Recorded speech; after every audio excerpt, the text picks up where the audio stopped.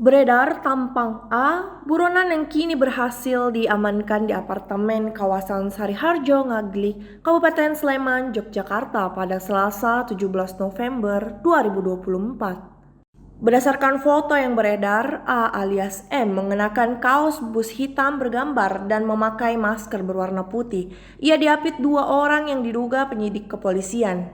A alias M hanya bisa pasrah saat kedua tangannya diduga diborgol dari belakang. Penangkapan ini menambah panjang daftar pelaku yang sudah ditahan berkait kasus judi online Komdigi ini. Total ada 23 orang yang telah ditetapkan menjadi tersangka dari kasus judol tersebut.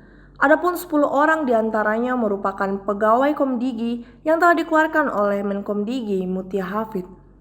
Pelaku yang ditangkap berinisial A alias M merupakan suami dari D yang telah diamankan sebelumnya.